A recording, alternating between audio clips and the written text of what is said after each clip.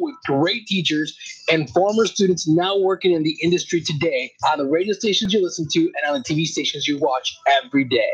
Illinois Media School, check it out. For more details, beonair.com. I couldn't have said it better myself. This is Jonathan Hood, instructor at the Illinois Media School, formerly Illinois Center for Broadcasting. So many reasons for you to consider Illinois Media School: financial aid for those who qualify, real-world hands-on experience, internships, and so much more.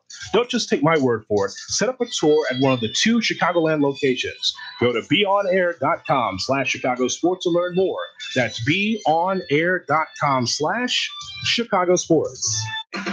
You're listening to ChicagolandSportsRadio.com. It's not just sports, it's a way of life.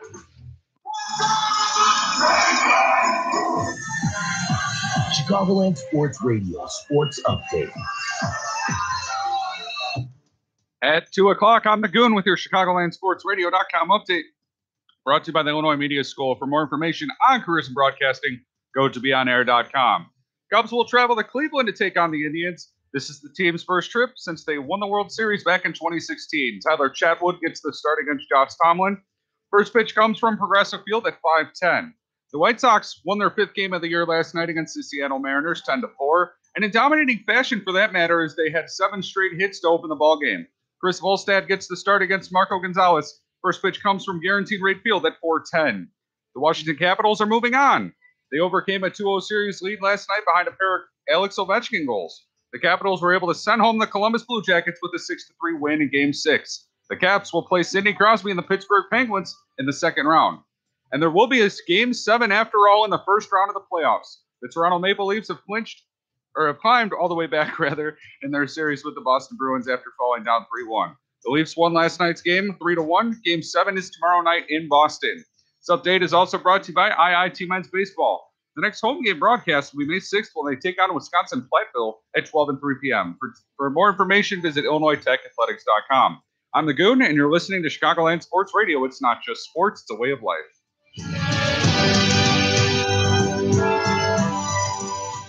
Live on ChicagolandSportsRadio.com, it's the Penalty Box with Hot Take Nikos and the Goon. Right in a pass across, they score! Jake Gensel! Don't let the devil, buddy!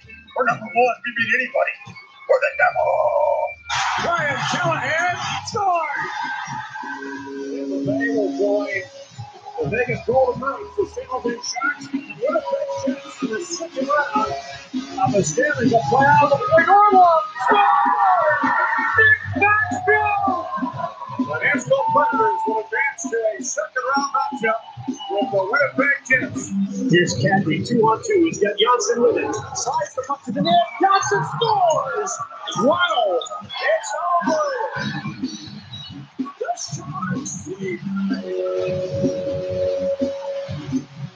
And that's going to do it. As the horn sounds, and the Knights have hosted the game in their historic first ever playoff series victory. It's a clean sweep. Now here's Hot Take Nikos and the Goon.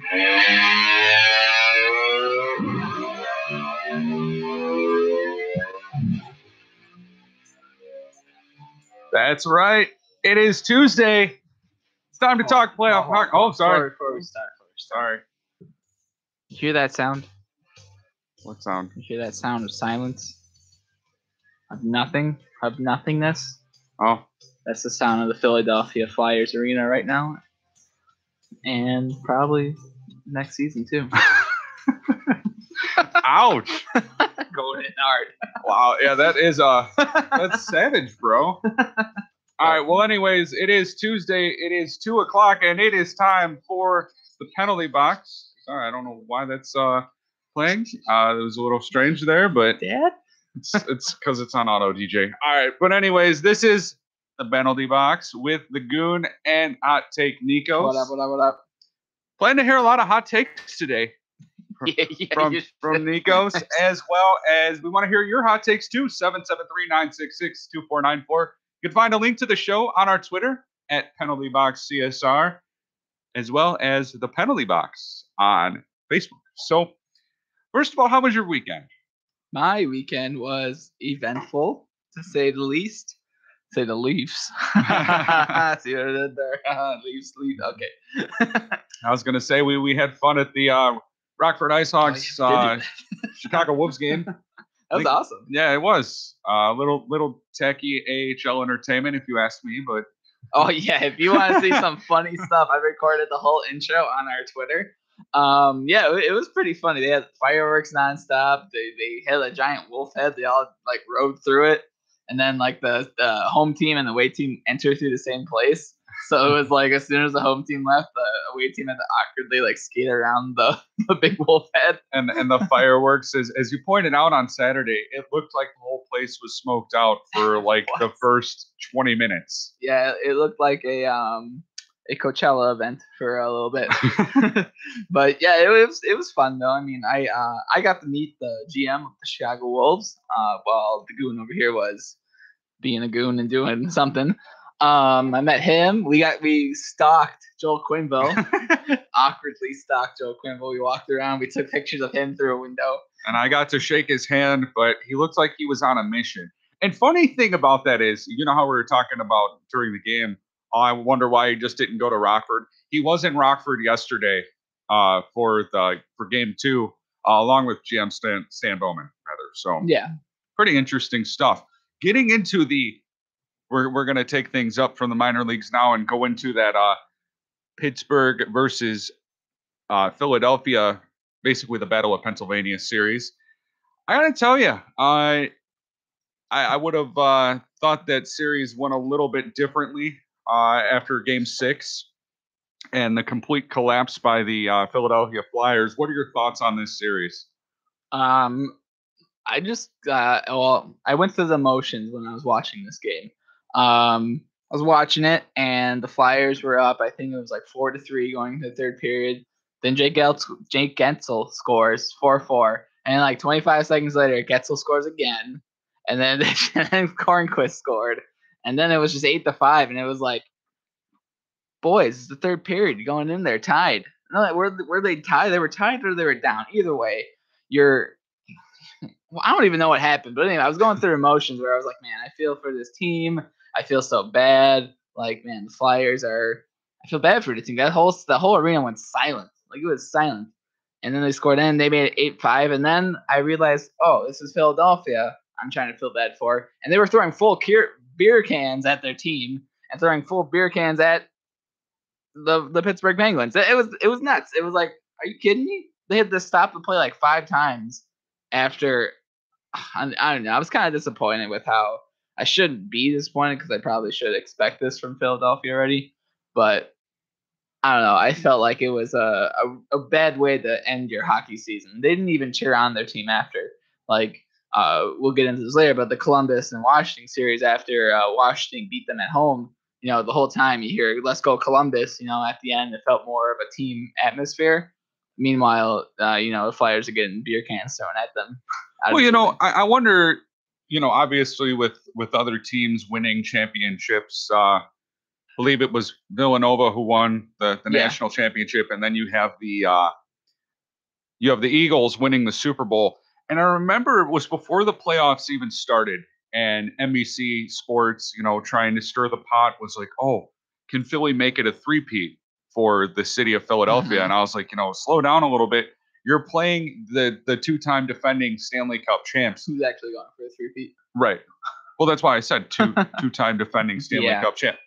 They're like you said, they are going for a three-peat. And, when you conduct yourself like that, it makes me not feel sorry for you. And it makes me kind of happy that you lost the series. I wasn't piggybacking off that. And I don't think the Flyers had going into this series, Pittsburgh versus Philadelphia. It was the real question was how will the goaltending play out for Pittsburgh and Philadelphia? Because Murray wasn't solid heading in towards the playoffs, and obviously they had a carousel of goaltenders with Mrazek, Elliott, and Neuwirth. And obviously that came into fruition. The first game they got blown out. Second game, Elliott stole for them, and they won 5-0 around that. And then for the next 4 games, it was just goal after goal. The defense had major lapses. Now, when you're relying on the Flyers, when you're relying on a 20-year-old defenseman, Ivan Provorov, the guy I believe he had a torn meniscus or something in his leg. I thought he had a shoulder injury. Shoulder injury too. He had a couple things going on. Yeah. With him. And the game prior to that game 6, game 6, right? He was playing 30 minutes, and then the next game, you just saw him fall apart in game 6. I feel bad for the kid because he really cares about the team, and he wanted to do the best he could, but it was like he can only do so much with a bum shoulder and then a bum leg, and then be expected to play at a high level and play 30 minutes against one of the top offenses in the NHL in a playoff game.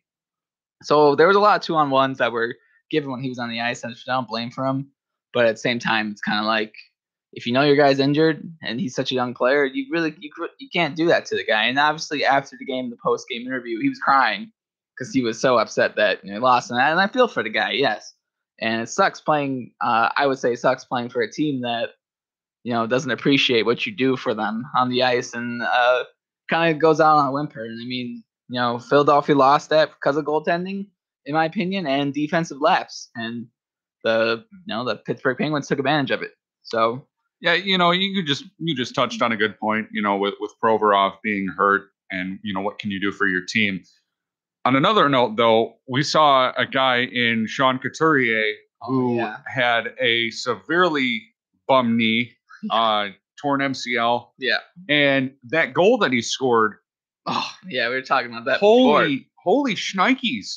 You don't see guys with that type of injury, go out there and be able to do what he does. And we give hockey players a lot of credit for being hockey tough per se, but that's insane. Yeah, I mean, just the way that he had control of the skates, because he moved, he was practically on a breakaway with a defender on him, and he moves in and he turns his skates, and he just ever so carefully moves the puck in and shovels it over the shoulder of Murray.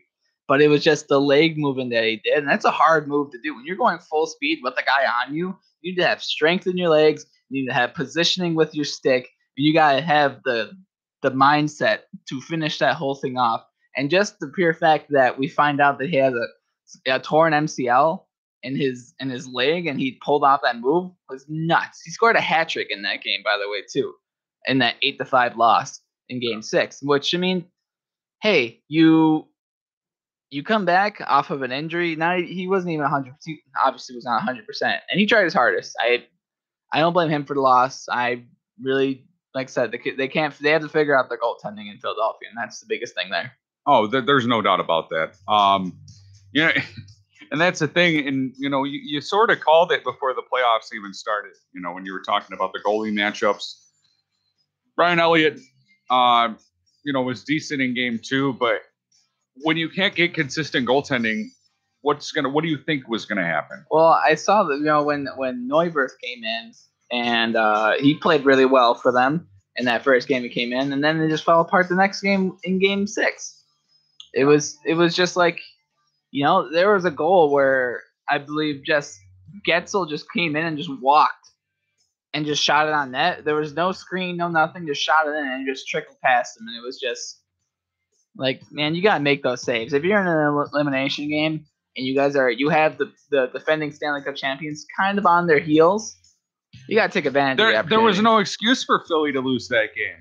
They had everything going for them. And as we were talking before the show, and, when Philly made it 4-2, you're thinking, okay, this is going to Game 7. Right. And, you have to go into that third period with the lead. And I know that they had a 4-2 lead with about 2 minutes left.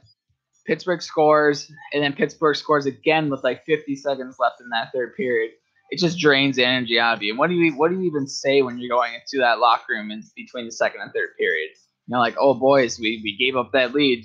Now it's time for us to fight back. Like, and they had no fight going into that third period. They had right. 4 2-on-1s, and 2 of them looked exactly the same. And they gave up goals on each of them. So, wacky goaltending, lackadaisical defense, which no problem was Provorov's, but no. Absolutely. All right. Let's switch gears. Let's talk Washington versus Columbus when we come back here. This is the penalty box with Hot Take Nikos and the Goon, ChicagolandSportsRadio.com.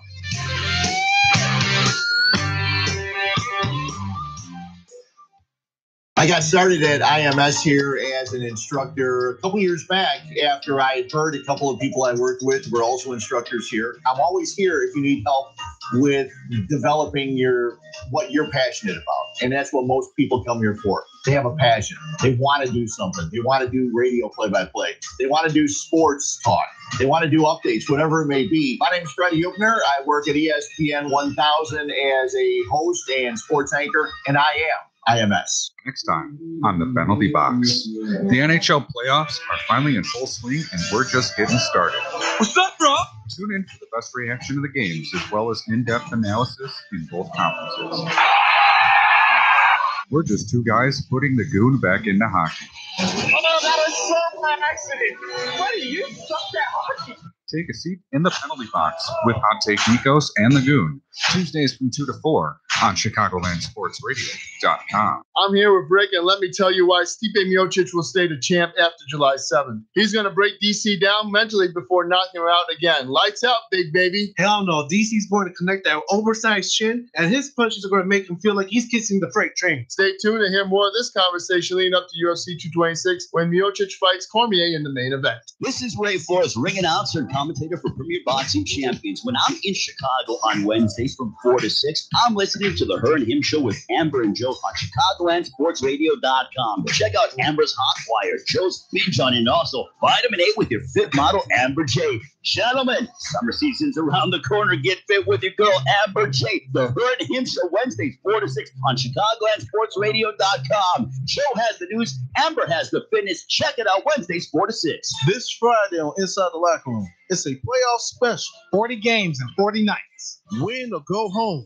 Chris and I will predict and discuss first-round matchups of the NBA playoffs. Warriors Spurs, Raptors Wizards, Heat Sixers, Pelicans Blazers, Bucks Celtics, Jazz Thunder, Pacers Cavs, and the Wolves and the Rockets. Also, Marcus and I will discuss Cubs and White Sox. So tune in this Friday, 12 noon on ChicagolandSportsRadio.com. I think we're all ready to play some baseball.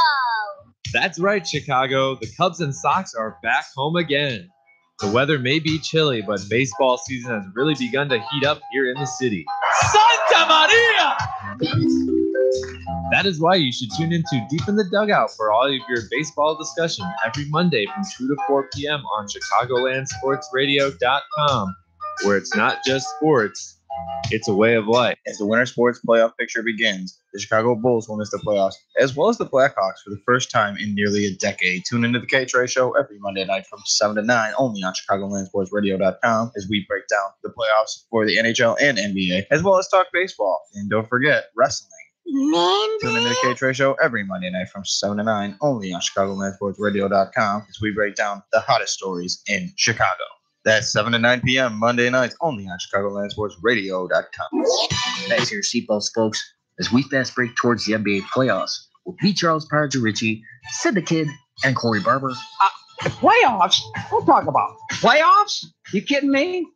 Playoffs? Also, we recap the bowl season and forecast their off-season, plus Cubs and Sox baseball coverage.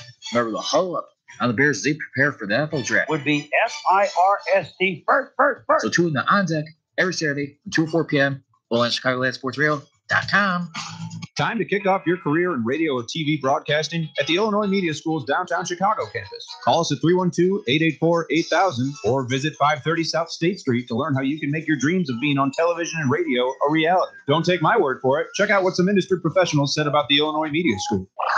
Tom Waddle, ESPN 1000. Don't waste another minute in a career you don't love. You can be the next great announcer, DJ, producer, or TV reporter. You'll learn key skills from industry pros while working with professional equipment on air and behind the scenes. Still need to keep the 9-to-5 job? Their flexible class schedules can work around any schedule. Short on cash? They have very affordable tuition and financial aid for those who qualify. You'll have access to amazing internships and job placement assistance when you graduate at top radio and TV stations like ESPN. Learn more at beonair.com/Chicago Sports. That's beonair.com/Chicago Sports.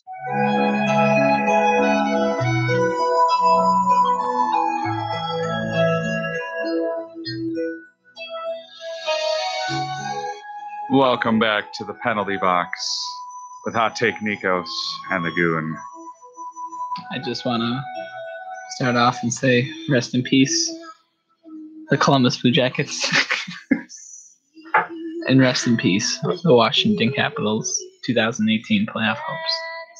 I don't know if I'm ready to go that far yet. You had a good time. You had a great time. It was fun. But now it's over. I can't do this.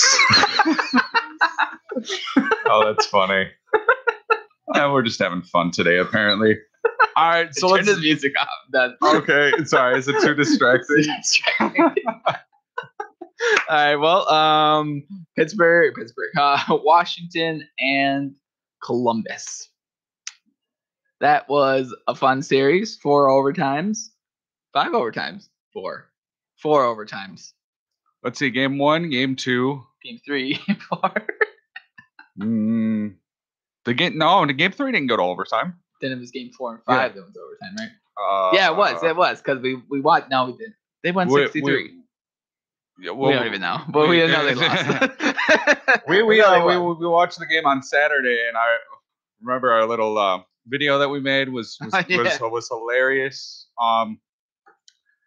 Looking back at this series, the first 2 games, and if you're Columbus, you're scratching your head going, what happened? You stole 2 in Washington, but then you allow the Capitals to come back and take 2 on your home ice. 4 games in a row they lost. Yeah. They lost 4 in a row. Like, I don't think people realize how hard it is to even win 2 in a row in the NHL, let alone the playoffs where they won 4 in a row. And it seemed to happen a lot as of late in the playoffs, rather. Well, yeah, I guess 4 wins in a row. It's not an unnatural thing. I mean, it wasn't a sweep by any means, but I mean, you get 4 wins in a row. That's pretty impressive on any fact. They won 2 at home, 2 away, and they come back, win 1 at home, and then they finish up business in Columbus. So I last week when we were talking about the series, they were down 2-0, and that night was the first game, and I remember specifically saying that Columbus will win that game. Unfortunately, wrong. Columbus, I don't know what happened. The scoring just stopped. Their power play just stopped. The penalty kill was like, I don't know what to do. Bobrovsky was not. People will blame Bobrovsky, but in my opinion, that anybody besides Seth Jones and Werenski, I can't even say his name. Werenski, yeah. Anybody else who's on that defensive side, Savard just gave up turnover after turnover. It was nuts. Like, no wonder. And you know what? Columbus had a lot of fight in them in that last game. They were only down 4-3 in the third period, and then Washington just turned it on and decided we're going to win the series tonight. And I was telling James that before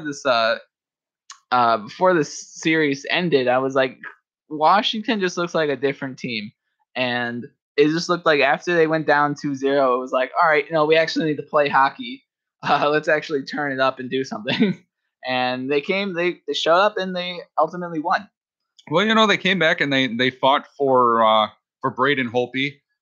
Nothing against Philip Grubauer. I thought he played very well in the first 2 games, but Braden Holtby comes in and plays like vintage Braden Holtby. And not only that, but I'm wondering if some of the guys realize that if we don't go deep in the playoffs, Barry Trotz is gone. Yeah, but I think it's less about Barry Trotz. I think it's more about let's do it for Ovechkin. That too. Not anything. I mean, come on. The guy's a living legend right now. I mean, he's going to be 33 next season, and you want to win. And after the series is over, of course, I think it was Pierre McGuire or Ray Ferraro goes up to Ovechkin, and it's just like, well, you guys are going against Pittsburgh in this next series. What do you think? And Ovechkin rolls his eyes, and he's like, I can't wait. I did see that. He's like, I can't wait to play them.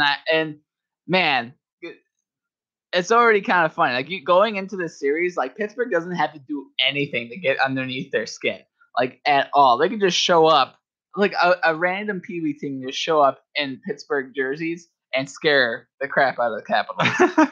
Honestly, it's nuts. It's like bad juju. How are you? I can't imagine the feeling of going against the one team you can't beat year after year after year. You just can't beat them, and you keep getting paired with them every year. And it's that second round's a curse, man. But imagine they go in and they win. You think that boosts them enough to win a Stanley Cup? Yeah. Or you think they're just done? They beat Pittsburgh and swept. Well, I mean, I don't want to speculate, but it's looking like all roads are going through Tampa. Tampa or the winner of Boston, Toronto, which we'll get into in a little bit here. Saw Columbus for a second, and I was looking at stats last night, and everybody seems to be. And I'm sorry, I don't mean to bring my team into this at all, but the fans and the hysteria of the Artemi Panarin trade. Panarin had 7 points through the first. He's just playing that as he talks. Panarin had 7 points through the first 3 games. Had no points in a combined -6 through the last 3. So, I mean, I don't know about you, but I think when I think of Columbus's offense, they channel a lot of it through guys like Nick Foligno and Artemi Panarin. Is that wrong of me to say? I don't think. I think people get confused between saying Artemi Panarin is like an elite player and a top player. And I think the big difference there is that you can't rely on him too much to be that top, goal scorer, that top clutch guy. He can in some spurts, but he's the kind of guy who's kind of the condiments of the team. And I feel like the rest of the team didn't show up when his production went down. The rest of the team didn't show up. Now, if Alexander Wenberg was in the whole series, he was injured and came back. If he was in the whole series, I think that would have made a major difference in there because you would have Foligno playing left wing, right wing, and you would have had that Dubois and Wenberg in the top 2, and it would have been a good 1-2 punch. But ultimately, like I said, people will complain about Artemi Panarin not doing stuff with the Hawks, but you look at it, like I said, like I was even saying this last year when he didn't produce in the playoffs. I was saying, hey, that whole team had a lot of issues and they couldn't get him the puck, and there's a lot of no depth in the middle area, for cycling. And you look at what Washington did to shut him down in the last 2 games, which was the same thing that Nashville did. What do you know? You stop the cycle game and you hold him up on the boards and keep him to the outside. He won't do anything, which is his main bread and butter. Yeah. Do you think John Tortorella is regretting that comment he made a little bit about we'll be back for Game 7? No, I mean, what are you gonna say? No, we're not. I don't know. What do you say? I guess we're done. Rip. No, I guess we're done here. See you guys next year. Okay, bye. No, I would just think that you should have said we're gonna take it game by game and we're gonna try to win. I mean. Yeah, but you're also talking about the guy who throws milk crates at people and goes after them after games. So and tries to take their head off during the game. I mean, John Tortorella is not one to mess with. I don't know. Yeah, I don't really think. I think it's just one of those things you gotta just say. So, all right. So Washington versus Pittsburgh, second round. Yeah, that's coming up here pretty soon. Who do you got for that one? I got Washington in 6. Really? Yeah. Really? You say that with a cringe on your face. Because I don't want to be proven wrong, but I feel like that's going to happen. Wait, who did you choose in your bracket, by the way, to win in Tampa? Shut up. All right, I was taking an underdog situation. But unfortunately, that's all we're going to have right here. Pittsburgh in 5. Okay, whatever. We're gonna go ahead and do our update, and then when we come back, it's gonna be time for the top highlights of this first round. You're listening to the Penalty Box, ChicagolandSportsRadio.com.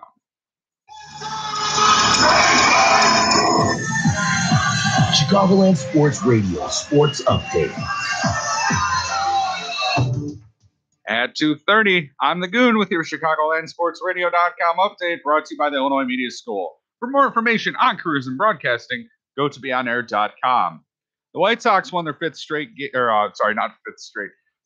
of the year, last night against the Seattle Mariners, 10-4, and in dominating fashion. For that matter, as they got 7 straight hits to open the ballgame. Chris Volstad gets the start against Marco Gonzalez. First pitch comes from Guaranteed Rate Field at 4:10. Cubs will travel to Cleveland to take on the Indians. This is the team's first trip back since they won the World Series back in 2016. Tyler Chatwood gets the start against Josh Tomlin. First pitch comes from Progressive Field at 5:10. There will be a Game 7 after all in the first round of the playoffs. The Toronto Maple Leafs have climbed all the way back in their series with the Boston Bruins after falling 3-1. The Leafs won last night's game 3-1. Game 7 is tomorrow night in Boston, and the Washington Capitals are moving on. They overcame a 2-0 series lead last night with a pair of Alex Ovechkin goals. Capitals were able to send home the Columbus Blue Jackets with a 6-3 win in Game 6. Capitals will play Sidney Crosby and the Pittsburgh Penguins in the second round. This update is also brought to you by IIT Men's Baseball. The next home game broadcast will be May 6th when they take on Wisconsin Platteville at 12 and 3 p.m. For more information, visit IllinoisTechAthletics.com. I'm the Goon. You're listening to Chicagoland Sports Radio. It's not just sports, it's a way of life.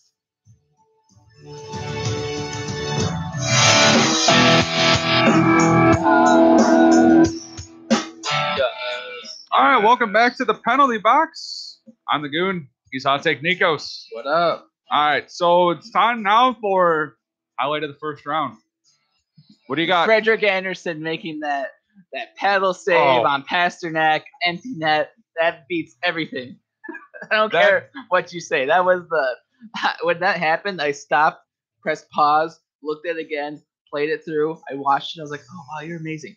And I replayed it again, then cried, and then posted on Twitter with me crying with my tears. I couldn't post through. It was just so beautiful. I mean, was it like the WrestleMania guy where the guy with the Just Say Yes shirt on, and he's sitting there like, yeah. It was nuts. I mean, at the time the Leafs were up 3-1, but still that was a huge. It was in the third period too, so that was a gigantic with his paddle. It was just in the how do you do? He did it in the last game too.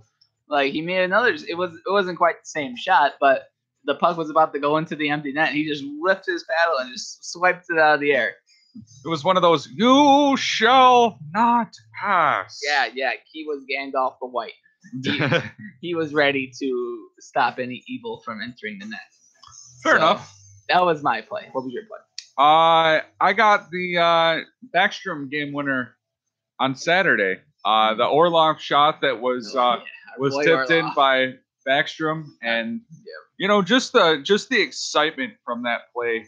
The big boost that it gave the Washington Capitals, I think, was important for them, and it was really nice to see. I know we were like pro Capitals, we were rocking the red on Saturday. Yeah, I thought that was. I wish that I would have said something on Twitter, but I'm dumb, and I didn't say anything about Orlov. Like, man, I was telling you, I was like praising him during the game. You saw it. I was saying. Oh yeah, zone entry's on point. He always keeps the puck in. His offensive possession numbers have to be off the charts. Nobody talks about him at all. Like, I don't care what your Corsi numbers say. When this guy's on the ice, something's happening every time. And obviously, with him in the game-winning goal, a big deflection by Backstrom. And, maybe we call Orlov. Yeah, we'll draw the comparison. Everybody's heard of Pierre Maguire, Sidney Crosby. Meet Hot Take Nikos and Dmitry Orlov. Well, he grew up in Moscow, Russia, with a family of 12. And he was the only one that made it out of the death match that is Russia. And you see, out of that death match, he came out on top, went to the University of Moscow, and great guy. I know where he got his skates when he was a kid. Oh my goodness. Me and his dad, great buds.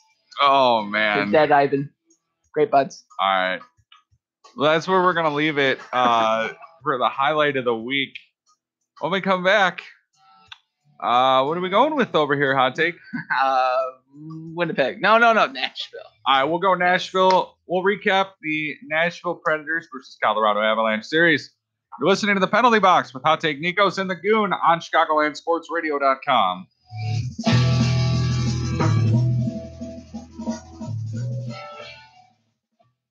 Time to kick off your career in radio or TV broadcasting at the Illinois Media School's downtown Chicago campus. Call us at 312-884-8000 or visit 530 South State Street to learn how you can make your dreams of being on television and radio a reality. Don't take my word for it. Check out what some industry professionals said about the Illinois Media School.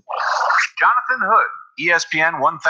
People often ask me, Hoodie, how can I be a sports radio guy like you? I tell them it takes drive and determination, and you need to learn how it all works. You can learn to be a sports talk show host, a producer, do play-by-play, and shoot and edit video. You'll have a chance to get internships at stations where you can tap into the knowledge of industry pros. With job placement assistance, you can start your new career in 1 year. It's a great school to get the hands-on training you need for a broadcasting career, doing what you love. They have affordable tuition and financial aid for those who qualify. So don't waste another minute. Go to beonair.com/Chicago Sports. That's beonair.com/Chicago Sports. I am Raphael Young, and the NBA playoffs are here. There it is. Redemption for Golden State. One of the great playoff runs of all time is complete. The Warriors are NBA champions again. Along with talking about the NBA playoffs, I will also talk about the Cubs and the White Sox and their young season. Tune in every Monday from 12 p.m. to 1 p.m. at ChicagolandSportsRadio.com. It's not just sports, it is a way of life. Oh, you didn't know? The Rising Feminist Wrestling Show gives fresh opinions about WWE, NXT, Impact Wrestling, Ring of Honor, New Japan Pro Wrestling, and so much more. This is made from a fan to the fans. The Rising Feminist Wrestling Show is more than just highlights. This is where you can hear the honest opinions about wrestling, promos, and its wrestlers. So come join me, Stephanie, aka the feminist voice of wrestling, every Thursday from 2 to 4 on Chicagoland Sports Radio. It is not just sports, it's a way of life. Tune into Students of the Game, where Dr. Joseph Gregory and Dr. Christopher Rouse have you covered for your NBA playoff hot takes. You cannot have any faith in the Cleveland Cavaliers. We do. They do this every year. No. They do this every year. And y'all fall for it every year. Fall for this bait every year. They do this every year. This is how they turmoil, and then they be right in the final. Students of the Game, Tuesdays, 7 to 9 p.m. on ChicagolandSportsRadio.com. Well, Blackhawk fans, we aren't used to this, a losing season. But that doesn't mean we have to stop talking about hockey altogether. Chris Letang goes in for a shot blocker down by Brian Elliott. Scores! That's right. The 2018 Stanley Cup playoffs are in full effect. Tune in to the Nightcap with Tim and Ben every Monday night from 9 to 10 p.m. for all your latest news and notes throughout the playoffs, along with your daily Chicago baseball updates, only on ChicagolandSportsRadio.com. Spring has sprung as Second City Sports will have you covered. Also give you the latest on the Cubs, White Sox, and MLB. Who the Bears will take in the upcoming NFL drafts. The Chicago Bears select The latest in the NBA and NHL playoffs. And just what the Bulls are going to do during the offseason. Plus, you'll never know who's going to stop by our studio. 674, Mr. Jenny Perkins. Come join the phone with me, Lakina McGee, and Jason Pfeiffer for Second City Sports. Thursdays noon to 2, only on ChicagolandSportsRadio.com. Feel free to freak out, because the Iceman is back on the bench warmers. I feel the need for speed. Be sure to stay tuned for all the action here on the Benchwarmers. Tune in live every Thursday from 4 to 6 p.m. on ChicagolandSportsRadio.com. We're going to have a good time. Nothing moves the blob. Anthony Davis is going to feast all day. He's going to absolutely bully them in the paint. I would not be stunned to see a 2020 game at least once in that series. He didn't get a hit yesterday when He was 0 for 1, yeah. 0 for 1. Oh, no. He's on the slump, guys. Watch out. Oh, no. I don't want to see about that. I want to leave Suplex City. I want to get out of here. I'm done. I'm done. The Bob Bob Show with Cedric Farrell and Elijah Richardson, Wednesdays from 10 a.m. to 12 p.m. only on Chicagoland Sports Radio.com. I've been in the radio and broadcasting business a long time, more than 3 decades, and I thought, if I spread my knowledge and shared what I know about the business with a lot of young minds, maybe I could get some of those people involved. And my dad talked to schools, and I thought I could do that too, and I could do it all in one place at Illinois Media School. I've been having a great time. I tell everybody I'm learning as much from the students as they learn from me. I am Eddie Volkman, and I am IMS.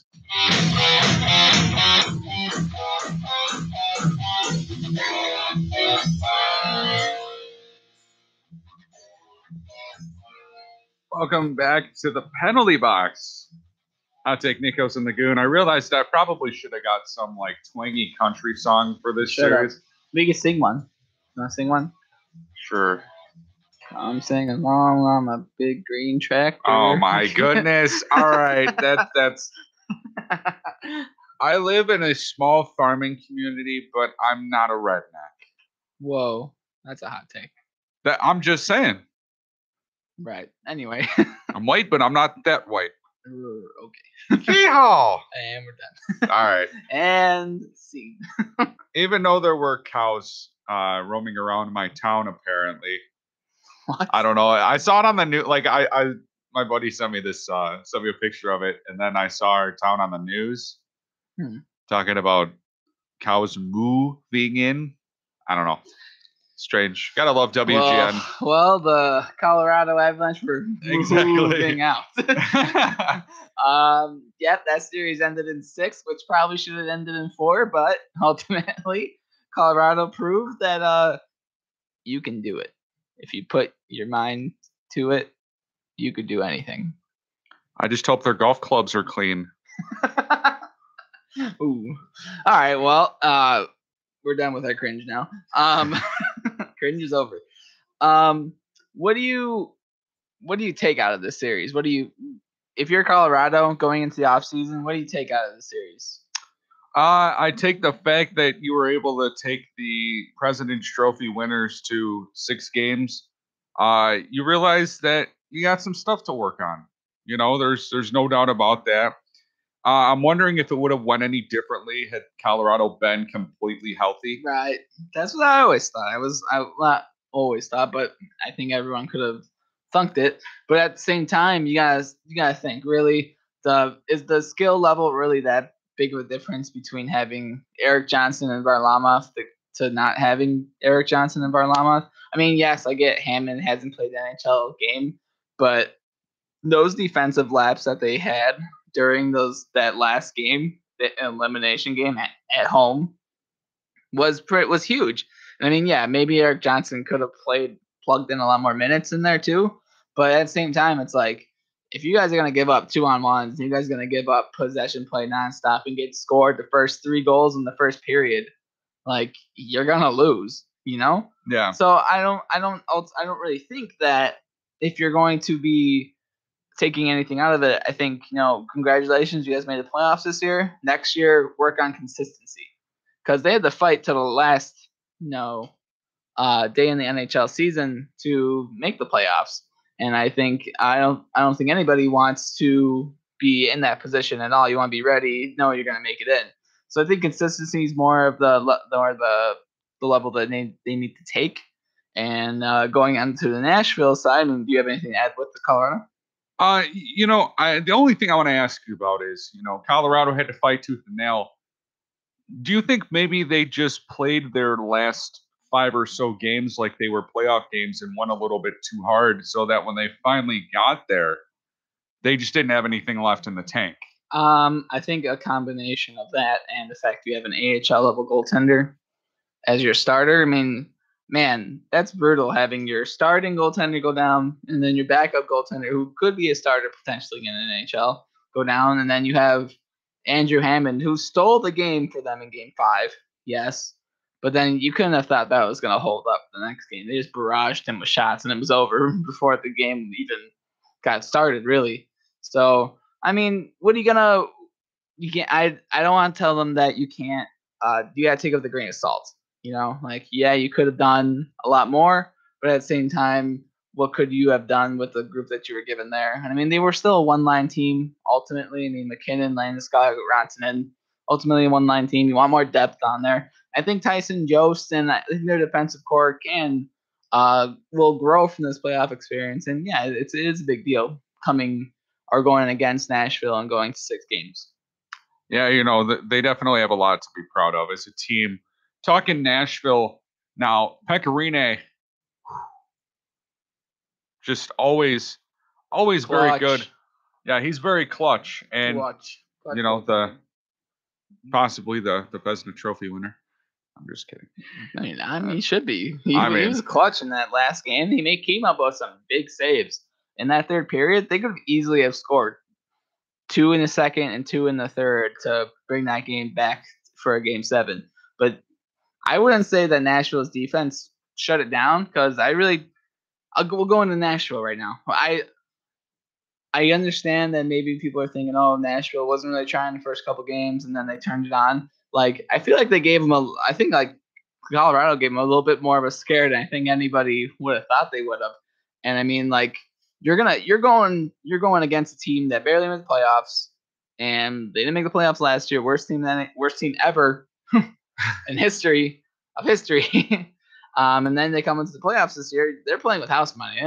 They're making it this year was already a big thing, and now you go into the playoffs against this team, and you're thinking nothing of them. Take them to 6. I don't know what they're gonna do going into this next series against Winnipeg. Maybe, yeah, that's a good question. And Winnipeg is one of those teams that can fire on all cylinders. I mean, they got pretty good offensively for Winnipeg versus Nashville. Who has the better offense? And that's a good question. I'm going with Winnipeg. Yeah, I would give Winnipeg the edge. Scheifele, Wheeler, Laine, Stastny's playing a depth role. Kyle Connor, 30-goal season as a rookie. Ehlers missing that 6. That's their top 6. That's already a better offense than ever. That's a pretty good one. Meanwhile, Nashville has Forsberg, Johansson, Arvidsson, Mike Fisher. Yeah, Forsberg. I up top, I don't think so. Now, defensively, I think Nashville does have a bit of an edge, but even their defense, their high-scoring defense, only scored 1 goal in this series against Colorado, or up to that point when whatever Ekholm scored that goal in the game 6. That was their first goal as a defenseman in that series. So even defense, it might look more equal than I think people will give it to them. And then goaltending, Hellebuck and Rinne. I think that's kind of I don't think it's a wash. I kind of give it to Rinne a little bit. Oh yeah. But I mean, Hellebuck can turn it on too. So maybe it is a wash. Maybe it is a duel. I mean, that'll be a duel of goaltending. Maybe we won't see any goals being scored at all. Might be a 7-game series. I'm going with Winnipeg in 6. Winnipeg in 4. No, I'm just kidding. Yeah, I feel like that Nashville. Yeah, they have a lot of motivation going from the Stanley Cup final last year, but how far does that motivation take you? And I mean, they had trouble with Colorado. They think they had a tough series going against Nikita Zadorov the whole time. Imagine going against Big Buff. A big Bufflin hit versus a Nikita Zadorov hit is a huge difference. So, and that's a whole team. And Big Buff is lives up to his name. He's Big Buff. He's like 230-something pounds. He literally weighs the same as I do. He's got a little bit more muscle than I do, though. Right. No, you beat him in muscle there. But no, I mean, honestly, you got Blake Wheeler, who's huge, and Stastny's a big player. They are built to beat you in that hard hitting game. And I don't know if Nashville's offense can produce as much as Winnipeg's, but ultimately it'll be a battle of defense and goaltending. I don't think it'll be an offensive showing like we've seen Winnipeg dominate Minnesota, but I ultimately think that in a 7-game series, I think Winnipeg can pull out just because I feel like they have more depth than Nashville. So not that I'm trying to compare the two series, but could you see the Winnipeg versus Nashville series a lot like the one that we just saw with the Golden Knights and the Kings, where they're very low-scoring games? Sorry, do you see that outside? No. Being blocked by a gnome. Oh, it's just this lady riding a scooter, and she fell.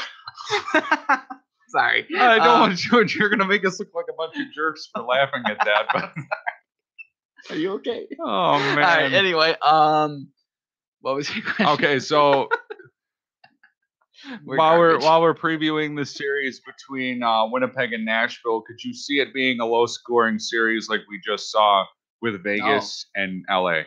I think it'll be a medium scoring series, not a high one. I think it'll be one of those where it's like 4-2, 4-3, like maybe 7 goals a game, that kind of deal. But I think it'll still be a really close, tight checking game. I think that for Nashville, the key is not to fall into that that notion to try and match them hit for hit, because you cannot match Winnipeg in that style. Minnesota tried, did not work for them. They only won 1 game.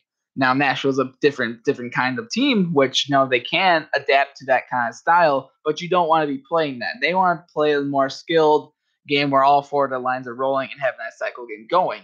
Now Winnipeg can do that, can hit you with everything. They can do that cycle game. They can play a defensive checking it. That's what I mean. Winnipeg's the team to beat here, not Nashville. And for Nashville, you gotta break the mold there and make them play your game, you not play theirs. Are you ready to say that the winner of the series goes to the Stanley Cup final? I want to see what Vegas does first before I say, because I think Vegas is the mold breaker. Okay. Honestly, I mean, if it was Vegas versus Winnipeg, that's definitely the mold breaker, because Vegas can play the exact same way that Winnipeg does, except Vegas does a more offensive, high octane. If they're realizing they're in a series where they can't out hit the player, cannot hit the team, and are getting hit a lot, they'll turn it around where they'll just start their cycle game from the neutral zone and just start hitting through there nonstop. So I think that's a big dealio with that. So did you say big dealia? Big dealia. You like that? Yeah, I do. But yeah, I mean, again, not to go too far from it, but I think if it's a Vegas and Winnipeg, I think that'd be a fun series too. But ultimately, I think Winnipeg's gonna win in 6. Yeah, I'm gonna take Winnipeg. I'd say Winnipeg in 6 too. Okay. I think that's a good way to go. I think it's probably tied 2-2 after the first 4. Yeah, I don't know. I feel like this one of those series is gonna be the Nashville wins 1, Winnipeg wins 1. Nashville wins 1, Winnipeg wins 1. Then was another, then Nashville comes back, and then it comes to that game 7. I don't know. It could be one of those, but maybe we just see Nashville just fizzle out too. So that definitely could be. They've played a lot of hockey here. So yeah, it is a lot to play that. Well, I guess going into our next series, Boston.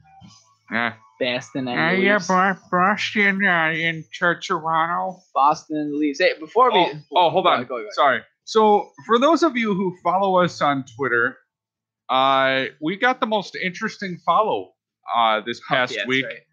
All right, so no one other than Patrick Warburton, the man who plays David Putty in Seinfeld. Yeah, I was tweeting a little bit about, Patrick Warburton tweeting about the Devils is the best thing ever.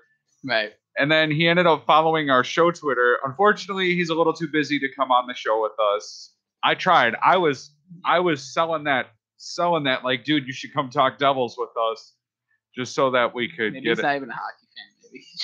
That's what I'm thinking. I was like, either that, maybe he is just really busy, or I don't know. Well, we still message him. He still follows us, so we have one cool person following. Not anymore. You say he unfollowed us? Yeah, he just unfollowed it. No, I'm just kidding. I was like, well, never mind. All right, well, that's where we're going to have to leave it. But when we come back, we're getting into that high-powered series of Boston and Toronto going to Game 7. We'll break it down for you coming up here on the Penalty Box with Hot Take Nikos and the Goon. You're listening to ChicagolandSportsRadio.com.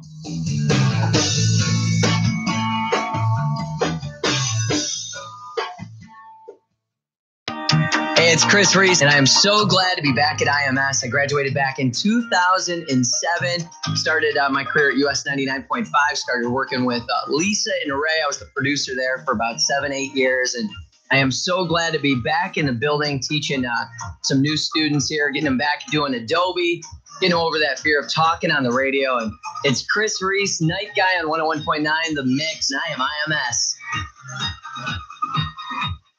I think we're all ready to play some baseball. That's right, Chicago. The Cubs and Sox are back home again.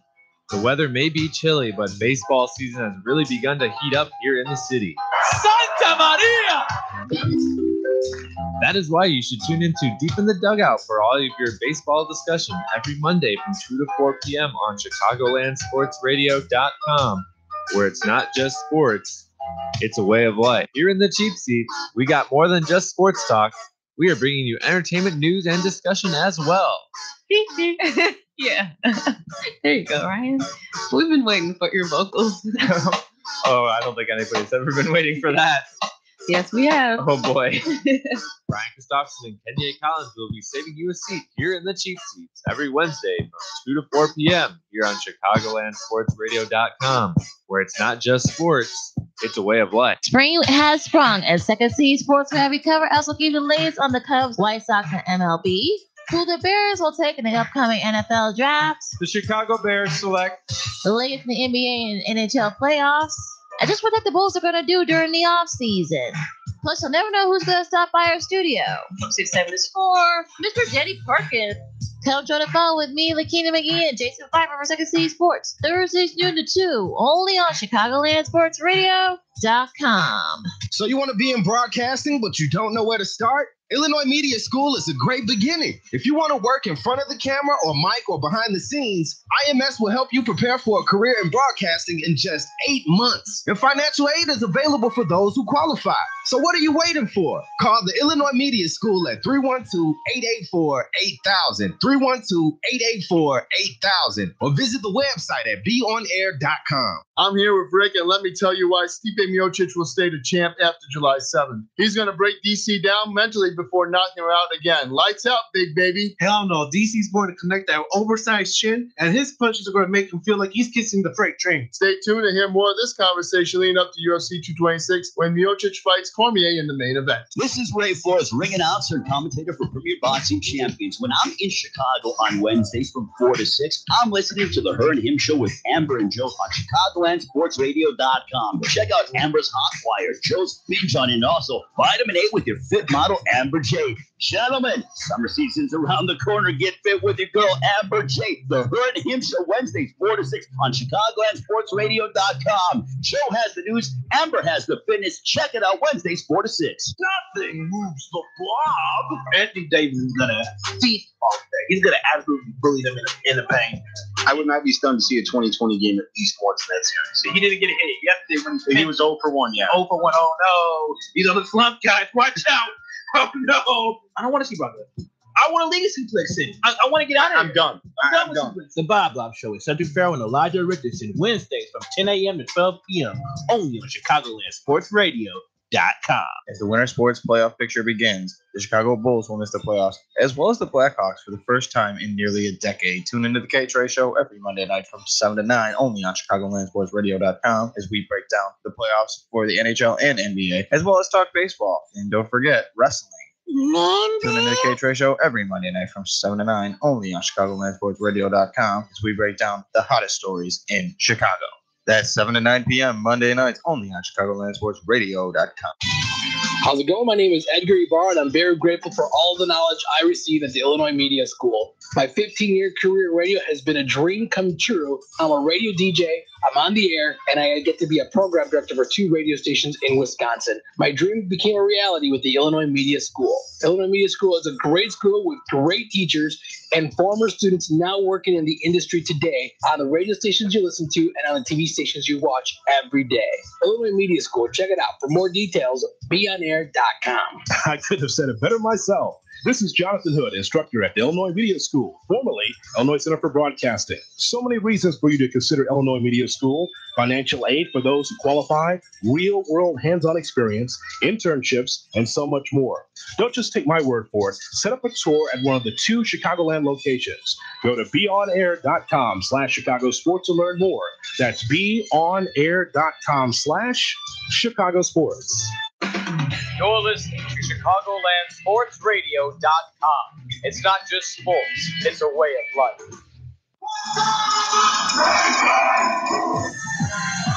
Chicagoland Sports Radio Sports Update.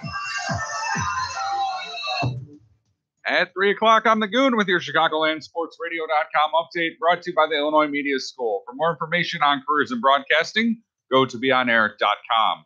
The Cubs will travel to Cleveland to take on the Indians. This is the team's first trip since they won the World Series back in 2016. Tyler Chatwood gets the start against Josh Tomlin. First pitch comes from Progressive Field at 5:10. The White Sox won their 5th game of the year last night against the Seattle Mariners 10-4, and in dominating fashion for that matter, as they had 7 straight hits to open the ballgame. Chris Volstad gets the start against Marco Gonzalez. First pitch comes from Guaranteed Rate Field at 4:10. The Washington Capitals are moving on. They overcame a 2-0 series lead last night behind a pair of Alex Ovechkin goals. The Capitals were able to send home the Columbus Blue Jackets with a 6-3 win in Game 6. The Caps will play Sidney Crosby and the Pens in the second round. And there will be a Game 7 after all in the first round of the playoffs. The Toronto Maple Leafs have climbed all the way back in their series with the Boston Bruins after falling down 3-1. The Leafs won last night's game 3-1. Game 7 is tomorrow in Boston. This update is also brought to you by IIT Men's Baseball. The next home game broadcast will be May 6th when they take on Wisconsin Platteville at 12 and 3 p.m. For more information, visit IllinoisTechAthletics.com. I'm the Goon, and you're listening to Chicagoland Sports Radio. It's not just sports, it's a way of life.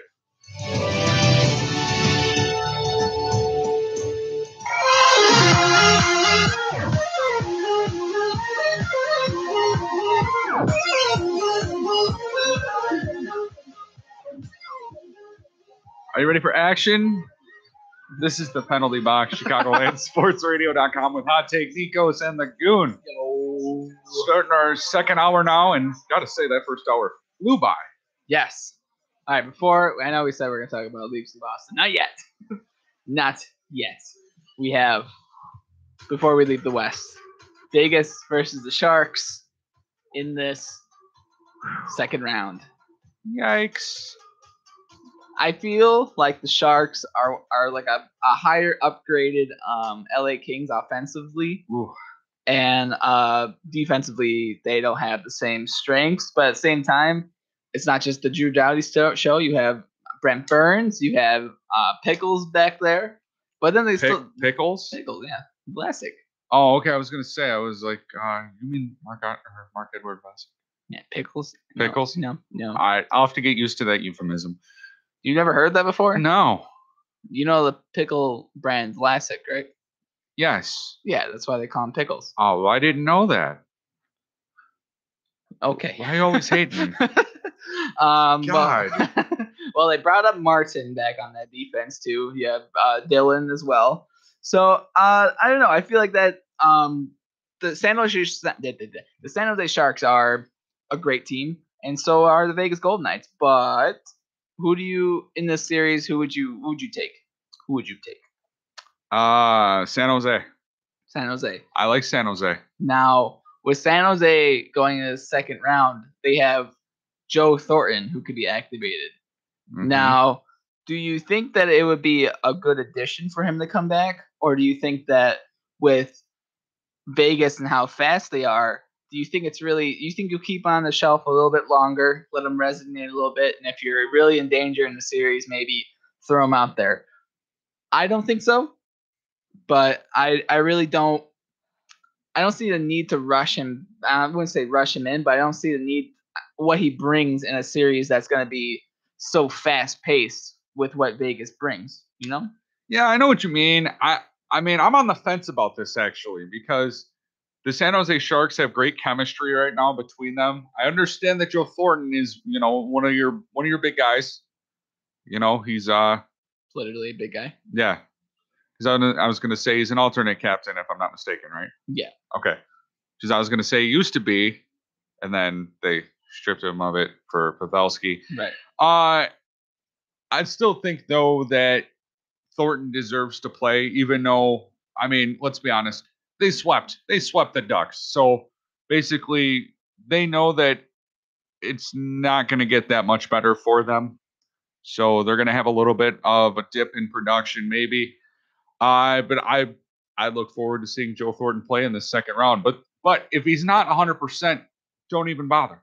Yeah, and that's what I mean. Like, he's coming off another like a leg injury, lower body injury, and he was already slow to begin with. And you're gonna place him in a series in the second round versus one of the fastest teams in the NHL.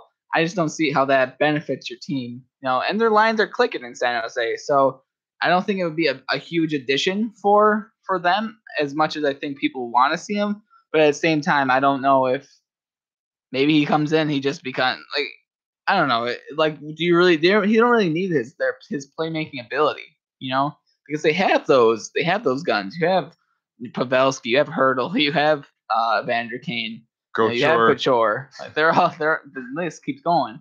And I mean, and on the back end too, you have Brent Burns, who's leading the offense back there. So, and you have Pickles. Pickles does nothing. He does everything right, but does nothing. And let's not forget Timo Meier either. Timo Meier, franchise player, Timo Meier. And don't get me wrong, Martin Jones has played very well this season. Right. Martin Jones versus Fleury. Ooh. Who'd you rather have in that? I think from the playoff experience, I got to go with Marc-Andre Fleury. Right. However, are we going to see the same Marc-Andre Fleury that show up in the second round? No, that's gone. I think that whole 2010 to 2014 Marc-Andre Fleury is gone. I feel like he's going to come in and be the Marc-Andre Fleury of the last 2 years, which has been solid in the playoffs. I think he's going to come into the second round focused.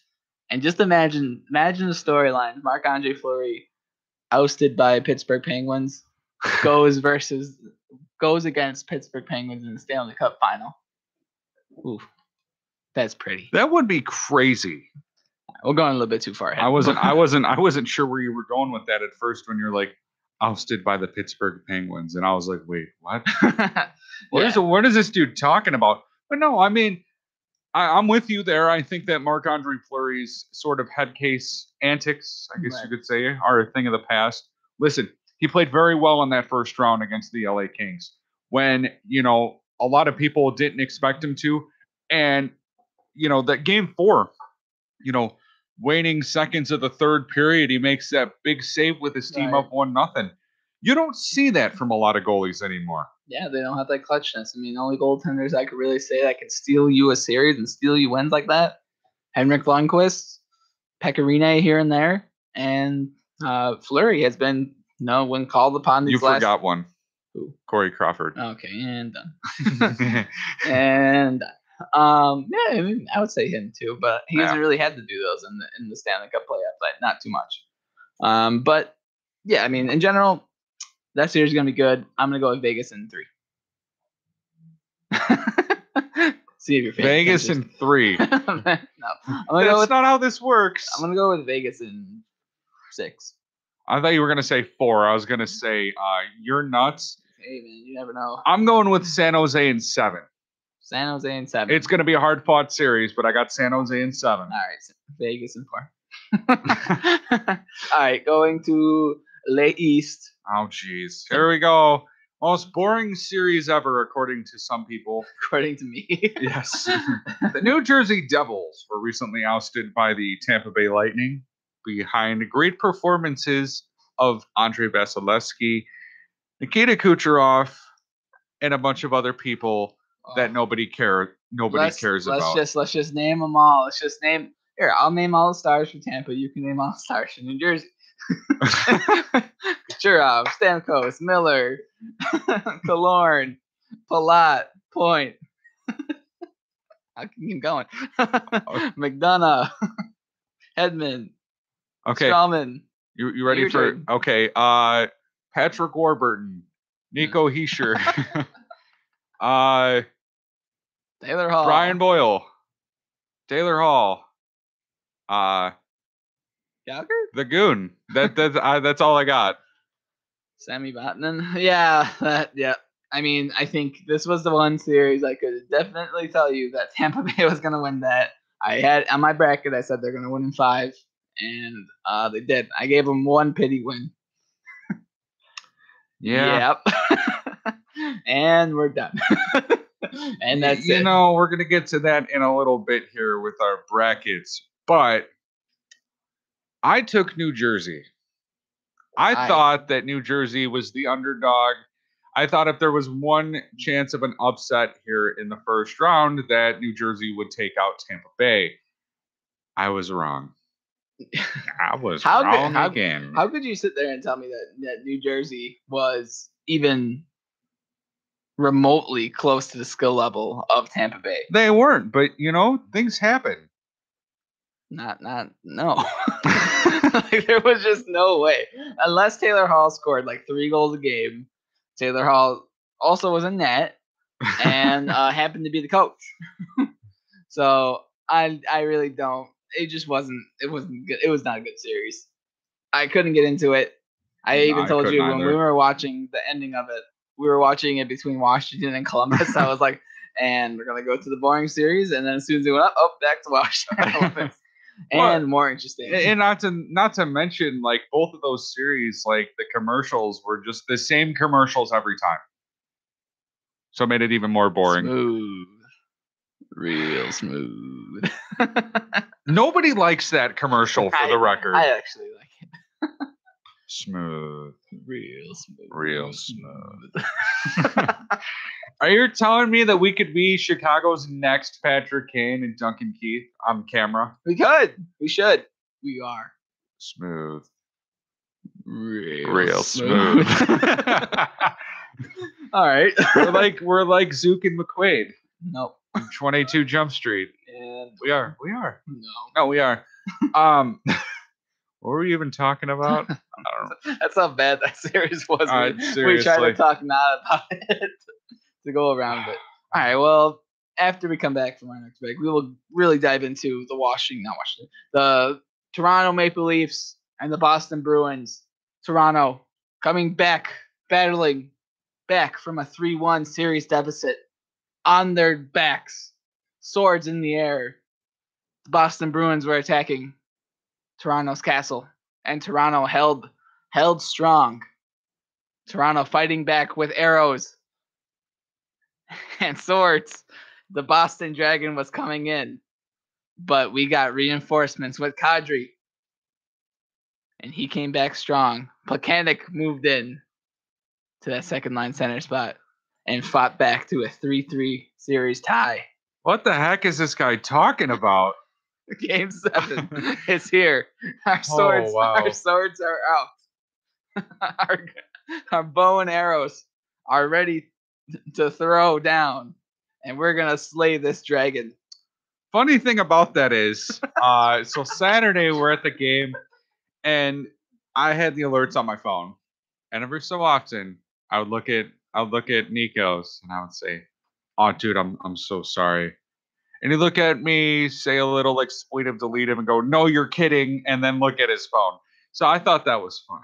I mean, no, it's not funny to mess around with when it's Boston. I've only watched 2 playoff series with the Leafs my entire life, and each one has won against the Boston Bruins, and each one has ended with heartbreak. It's okay. Well, not yet so far. But yeah, there's still time for that. Shut up. I'm just kidding. There's no time for that. Ain't nobody got time for that. I mean, it's been a good series, that's for sure. As we're gonna come back with that after break. Yeah, really nice conversation about the New Jersey Tampa Bay series. Sorry, guys. Maybe like make it a little bit more interesting next time. Not have it so boring. I mean, if I'm Nikita Kucherov, I'm leaving Tampa Bay because their playoff series are just so boring. I don't think Tampa Bay made it boring. I think it was just the New Jersey Devils versus Tampa just has no like there's no like, ooh, I can't wait to watch that. You know? Like if it was like New Jersey versus New York Rangers, or like a different Eastern Conference team that they actually have like a history against, I would have been more interested in it. But just in general, I don't think that series was interesting. I think it was the one series a lot of people were just kind of like, well, Tampa's gonna win it because of how much depth they have. Yeah. Stay tuned for Enrique Iglesias' parody song called I Don't Like It, featuring the New Jersey Devils and the Tampa Bay Lightning. All right, we're going to leave it there. When we come back, it's Boston and Toronto time here on the Penalty Box. I'll take Nikos and the Goon on ChicagolandSportsRadio.com.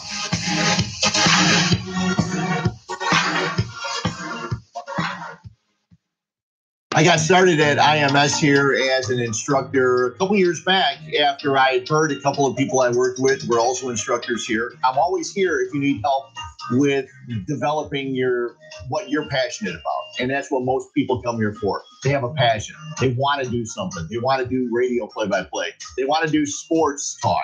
They want to do updates, whatever it may be. My name is Freddie Huebner. I work at ESPN 1000 as a host and sports anchor, and I am IMS. Next time on the Penalty Box, the NHL playoffs are finally in full swing, and we're just getting started. What's up, bro? Tune in for the best reaction to the games, as well as in-depth analysis in both conferences. We're just two guys putting the Goon back into hockey. Oh, no, that is so by accident. Buddy, you suck at hockey.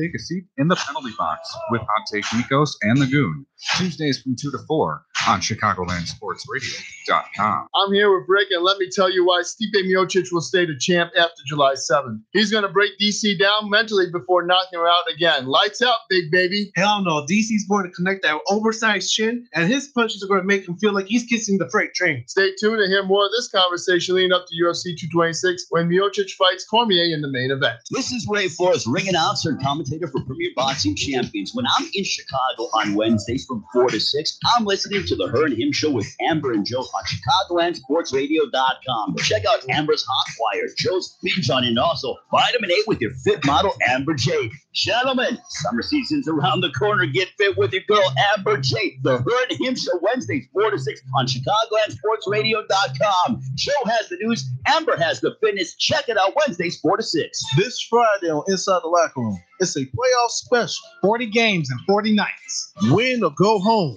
Chris and I will predict and discuss first-round matchups of the NBA playoffs. Warriors Spurs, Raptors Wizards, Heat Sixers, Pelicans Blazers, Bucks Celtics, Jazz Thunder, Pacers Cavs, and the Wolves and the Rockets. Also, Marcus and I will discuss Cubs and White Sox. So tune in this Friday, 12 noon on ChicagolandSportsRadio.com. I think we're all ready to play some baseball. That's right, Chicago. The Cubs and Sox are back home again. The weather may be chilly, but baseball season has really begun to heat up here in the city. Santa Maria! That is why you should tune into Deep in the Dugout for all of your baseball discussion every Monday from 2 to 4 p.m. on ChicagolandSportsRadio.com, where it's not just sports, it's a way of life. As the winter sports playoff picture begins, the Chicago Bulls will miss the playoffs, as well as the Blackhawks for the first time in nearly a decade. Tune into the K-Trey Show every Monday night from 7 to 9, only on ChicagolandSportsRadio.com, as we break down the playoffs for the NHL and NBA, as well as talk baseball. And don't forget, wrestling. Tune into the K-Trey Show every Monday night from 7 to 9, only on ChicagolandSportsRadio.com, as we break down the hottest stories in Chicago. That's 7 to 9 p.m. Monday nights, only on ChicagolandSportsRadio.com. Fasten your seatbelts, folks, as we fast break towards the NBA playoffs with me, Charles Parger-Ritchie, Sid the Kid, and Corey Barber. Playoffs? Don't talk about playoffs. You kidding me? Playoffs? Also, we recap the bowl season and forecast their offseason, plus Cubs and Sox baseball coverage. Remember the huddle up on the Bears as they prepare for the NFL draft. Would be FIRST first. So tune in to On Deck every Saturday from 2 to 4 p.m. on ChicagolandSportsRadio.com. Time to kick off your career in radio or TV broadcasting at the Illinois Media School's downtown Chicago campus. Call us at 312-884-8000 or visit 530 South State Street to learn how you can make your dreams of being on television and radio a reality. Don't take my word for it. Check out what some industry professionals said about the Illinois Media School. Tom Waddle, ESPN 1000. Don't waste another minute in a career you don't love. You can be the next great announcer, DJ, producer, or TV reporter. You'll learn key skills from industry pros while working with professional equipment on air and behind the scenes. Still need to keep the 9-to-5 job? Their flexible class schedules can work around any schedule. Short on cash? They have very affordable tuition and financial aid for those who qualify. You'll have access to amazing internships and job placement assistance when you graduate at top radio and TV stations like ESPN. Learn more at beonair.com/Chicago Sports. That's beonair.com/Chicago Sports. Get crazy, get wild, let's party, get loud. If you want to have fun, do something. Seems fitting the Bruins and Leafs are going to a 7th game for the first time since 2013. And I got to say, props to your team for fighting back from a 3-1 series deficit. I got to say. I never doubted them once. Let's go to Twitter. The lie detector test determined that was a lie. I didn't doubt them coming back, but I also didn't think that they could come back. So it wasn't me doubting. It was more me saying, well, we're here. We dug ourselves in this hole. How do we get ourselves out of it? And we found a way. Pretty soon, Boston tomorrow, they're going to go, they're here.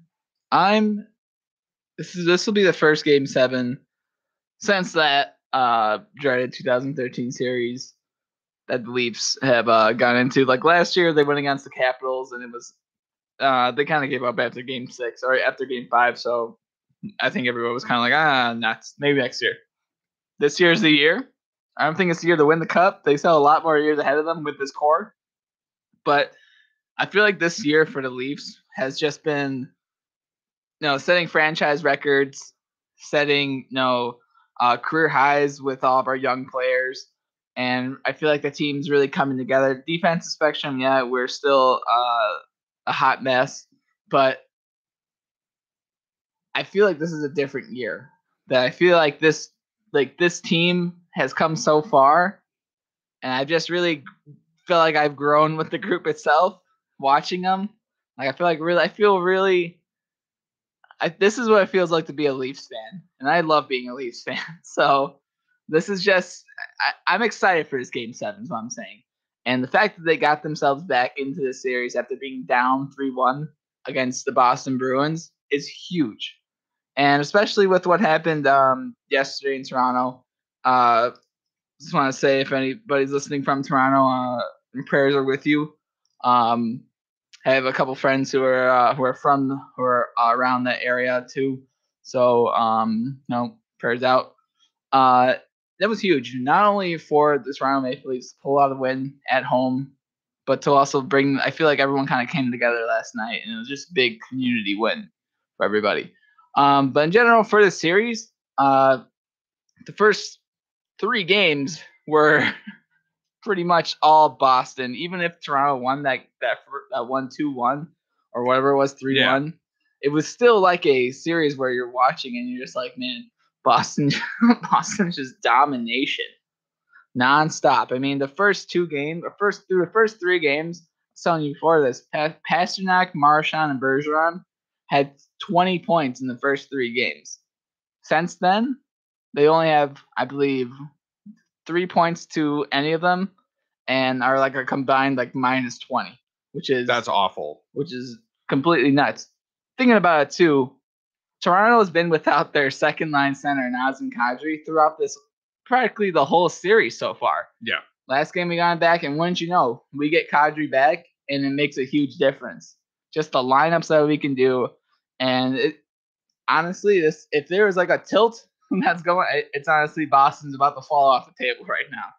And I'm not a big fan of momentum. I feel like you play each game, and that's the momentum for the game. Because think about it, you could be riding the 3 or 2 game winning streak that we're going on, but ultimately, if the Bruins score 2 goals in the beginning of the game, like where was that momentum? The momentum's on their side.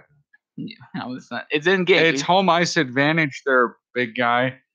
And I was gonna say, we were talking a little bit about momentum the other day, and he's like, we're texting back and forth, and he's like, I don't believe in momentum. I was like, all right, but I said Earth is flat. yeah, and then he comes back with the Earth is flat. Where do I go from there? Oh well, but whatever, Kyrie. But no, I mean honestly, like just being back in a three, any series is hard to get up, and it's hard going from the Boston side. It's hard to finish off a series. That anybody will tell you that fourth win is the hardest win to get. And also, and you see where they're at right now. They could have finished them off game 5, didn't. Could have finished them off game 6, did not. Now they're back at home, game 7. One more try to, but this time if the Maple Leafs win, obviously they're out. Now, would you call this an upset if the Maple Leafs beat the Bruins? Is this really an upset? I think from the standpoint of you're down 3-1, you were down 3-1 in that series, absolutely. And I don't want to be that guy either, but everybody sees Boston versus the Toronto Maple Leafs. Not trying to take anything away from your team, but they don't think very much of them. So now that, Toronto's on the brink of winning a playoff series, I think it does a lot for your franchise and your fans as a whole. I agree, but I want to say going into this game 7, to this point, Matt, I know there's people who are out there saying, "Oh, don't worry about Matthews." Oh, don't. Or people are saying, "Why isn't Matthews doing anything?"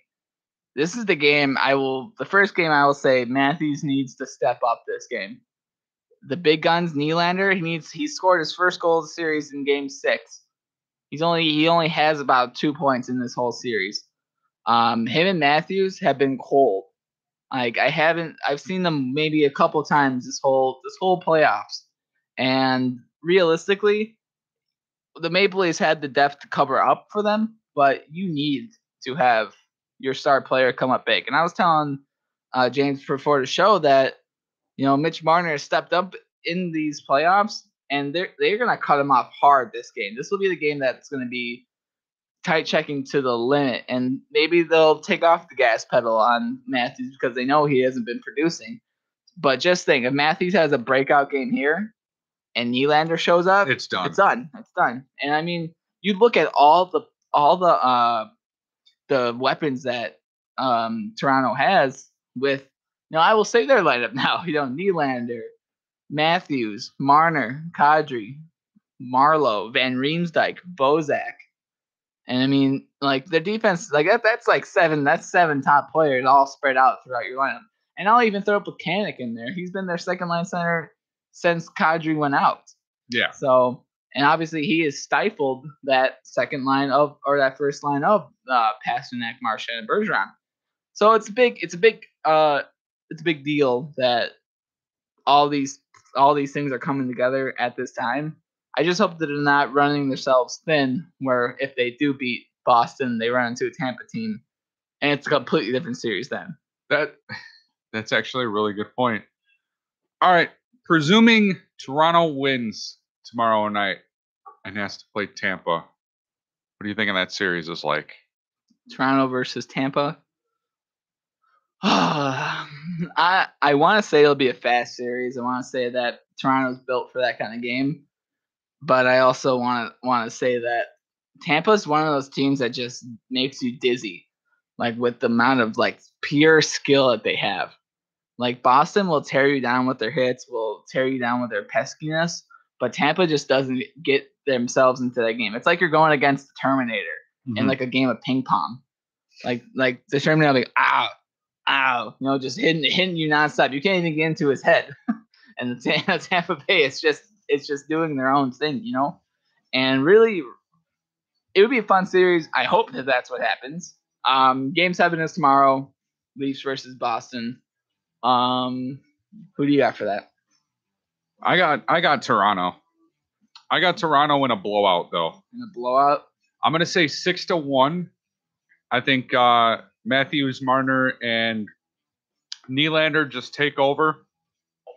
Brad Marchand starts crying at the end of the game. Oh, no, that's funny you should mention that. During Game 6, there was a point where the referees called somebody on the Bruins for, oh no, it was an offside, and Marchand lost it. Like Marchand like threw his stick in the air. It was just like, are you kidding? Like freaking out. All the Was it as bad as the Ryan Hartman in the Nashville series? Was it as bad as him just sort of like stomping his skates on the ice? Oh, he was just losing. He was skating around the ice, like chasing the referee around, going like, you could see him just mouthing mouth everywhere. Oh man. But yeah, I'm gonna go with Toronto, hopefully winning this 4-1. Okay. We're at 4-1. Well, yeah, we both have Boston scoring. We're gonna keep our lead this time. 4-1 win. Okay, well, I'm gonna say 6-1 still. All right, it's gonna be all the time we have. When we come back, we're gonna take a look at our brackets for the NHL Bracket Challenge, and then after that, we'll think of something. You're listening to the Penalty Box, ChicagolandSportsRadio.com.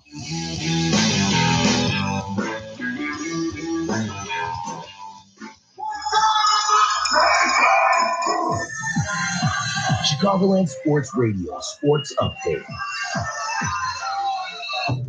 At 3:30, I'm the Goon with your ChicagolandSportsRadio.com update, brought to you by the Illinois Media School. For more information on careers in broadcasting, go to beonair.com. Cubs will travel to Cleveland to take on the Indians. This is the team's first trip since they won the World Series back in 2016. Tyler Chatwood gets the start against Josh Tomlin. First pitch comes from Progressive Field at 5:10. The White Sox won their 5th game of the year last night against the Seattle Mariners 10-4, and in dominating fashion for that matter, as they had 7 straight hits to open the ballgame. Chris Volstad gets the start against Marco Gonzalez. First pitch comes from Guaranteed Rate Field at 4:10. The Washington Capitals are moving on. They overcame a 2-0 series lead last night behind a pair of Alex Ovechkin goals. The Capitals were able to send the Columbus Blue Jackets home with a 6-3 win in Game 6. The Caps will play the Pens in the second round, and there will be a 7th game. After all, in the first round of the playoffs, the Toronto Maple Leafs have climbed all the way back in their series with the Boston Bruins after falling down 3-1. The Leafs won last night's game 3-1. Game 7 is tomorrow night in Boston. This update is also brought to you by IIT Men's Baseball. The next home game broadcast will be May 6th when they take on Wisconsin Platteville at 12 and 3 p.m. For more information, visit IllinoisTechAthletics.com. I'm the Goon, and you're listening to Chicagoland Sports Radio. It's not just sports, it's a way of life.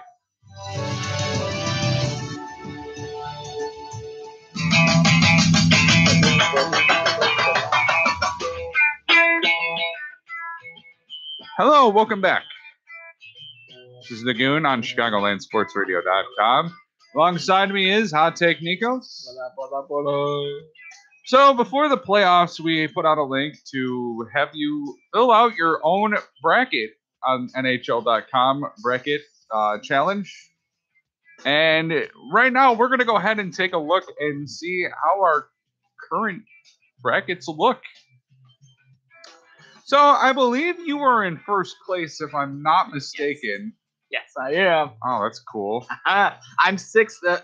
You could join different leagues, and I joined the NHL Network Bracket Challenge. I'm 6th overall in the entire world for what it is. Why don't you? All right, for the East? Who did you choose for your? Okay, hold on. Give me 1 second. I was looking at the standings real quick. All right. So for the Eastern Conference, I messed up. I had New Jersey over Tampa Bay in 5 games. That did not happen, obviously. I got Toronto over Boston. However, in the case of Washington and Pittsburgh, I both correctly predicted them both in 6 games. Cool. What about you? For Tampa Bay, I guess Tampa Bay winning in 5. I guess Boston or Toronto winning in 6. Got that one wrong. I guess the Washington Capitals winning against the Columbus Blue Jackets in 6. And I also got the Pittsburgh Penguins winning in 6 versus Philadelphia. All right, and then Western Conference? Western Conference, I got Nashville winning in 6. They won in 5. I had Winnipeg winning in 6. They won in 5. Vegas Golden Knights, I had them winning in 6. They won in 4. And then I predicted San Jose sweeping the Anaheim Ducks. That's not bad. All right, so I had Nashville in 5. That obviously went 6. Winnipeg They went and 5. What? They went 5. No, I went 6. Just kidding. I was going to say, don't mess me up here. I had Winnipeg over Minnesota in 6 games, so ended in 5. I had Vegas over LA in 5, which went 4. And then I think the big shock of anything was the fact that San Jose took them out in 4, and I had them beating them in 7. Yep. So, I mean, we got some pretty fun stuff to look forward to in the second round of the playoffs. Well, in your bracket, who do you have your second round? Obviously, you have Nashville and Winnipeg, and then you have Vegas and San Jose. So the only team you got wrong was Tampa Bay.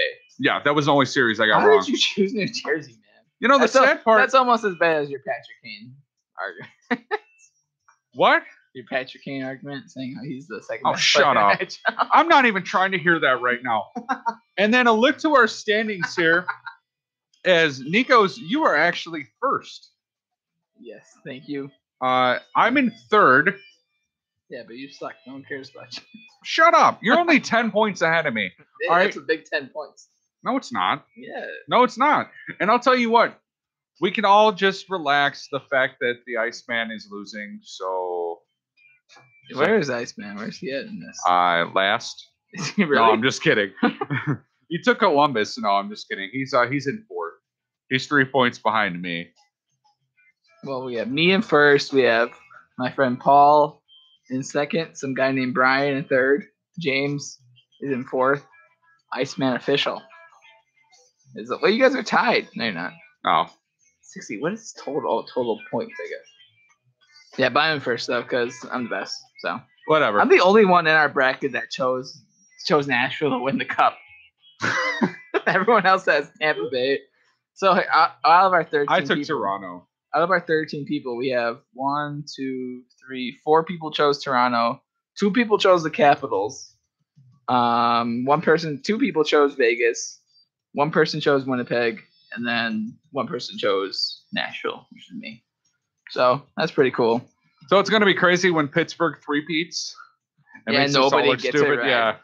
I don't think anybody's given them a real shot, but realistically, I think this next series with Capitals, I think it'll just be a cakewalk for them. Oh yeah. Like I mean, I want Capitals to win, but they would have had to have won against the Flyers to go into the second round. Absolutely. All right. Well, when we come back, we'll preview some second round matchups. I guess maybe. Yes, more. Yes, maybe. Yes, no, maybe so. All right. You're listening to the Penalty Box, ChicagolandSportsRadio.com with Hot Take Nikos and the Goon. We'll be right back.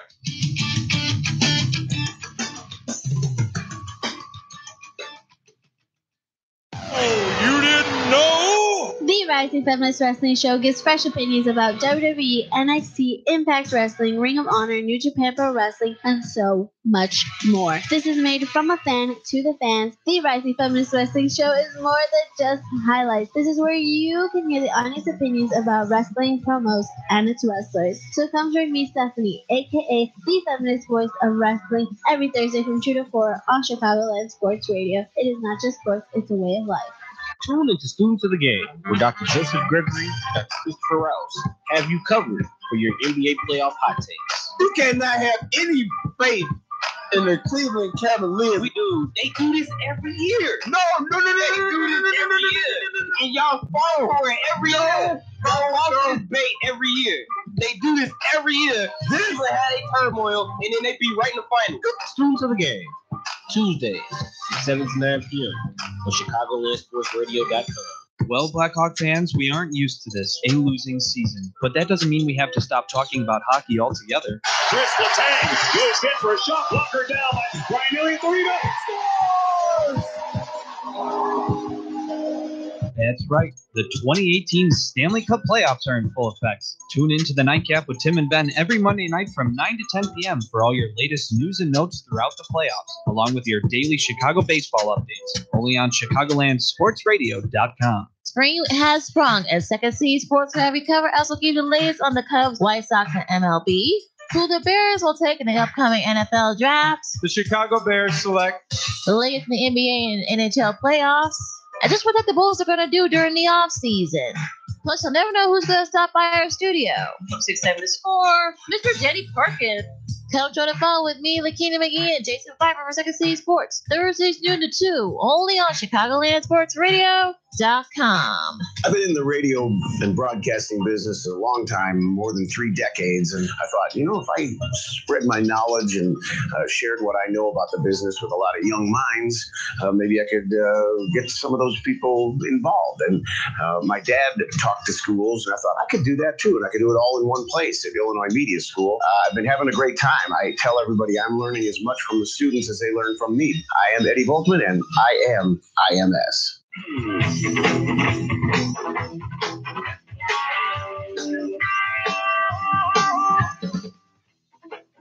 Welcome back to the penalty box here as we are sadly in our last segment of the show.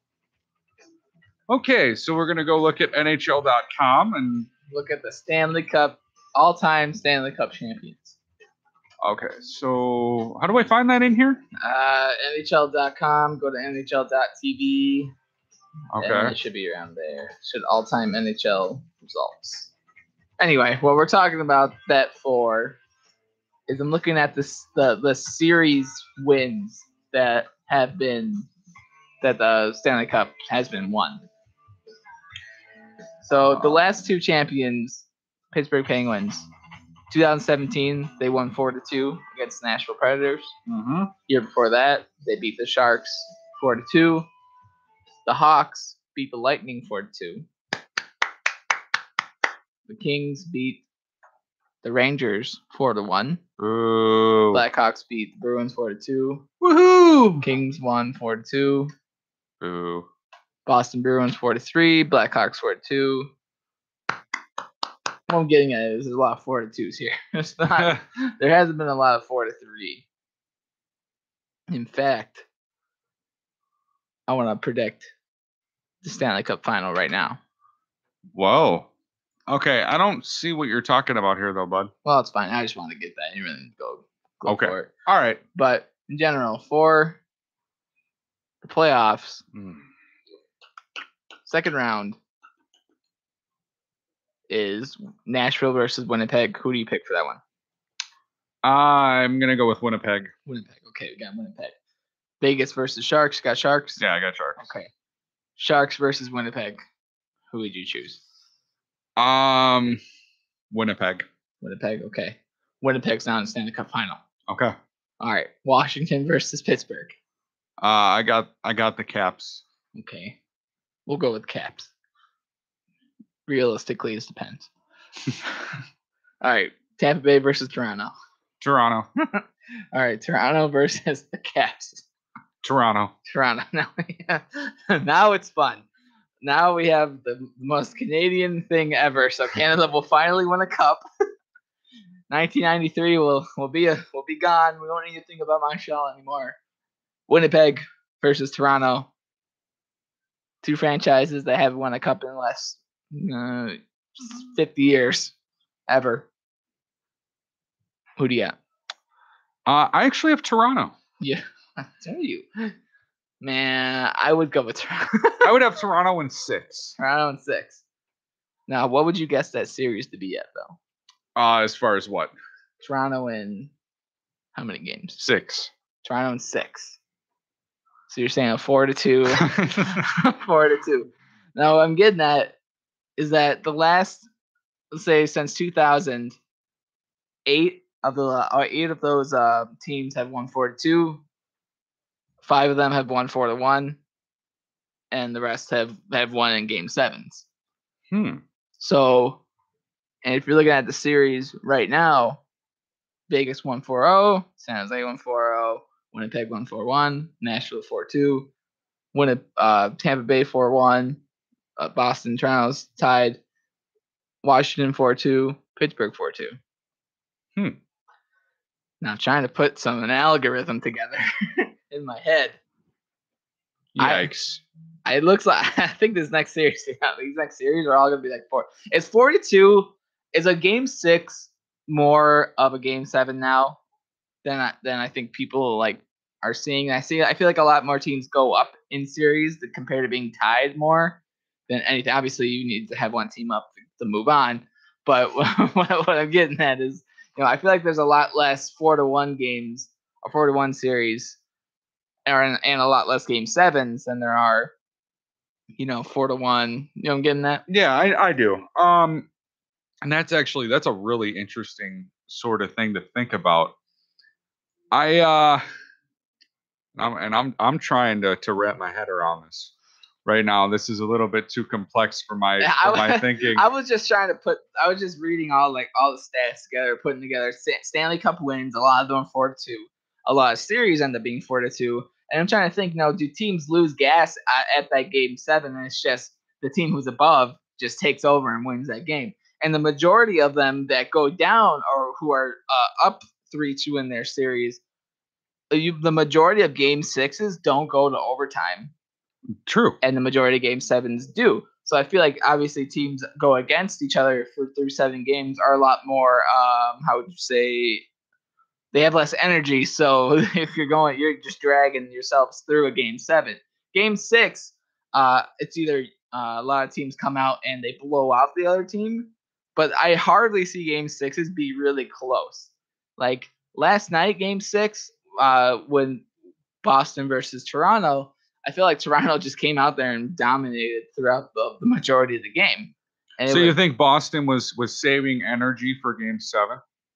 I'm not saying that, but I feel like it's one of I'm going against my theory right now for this. I don't know why I took this angle, but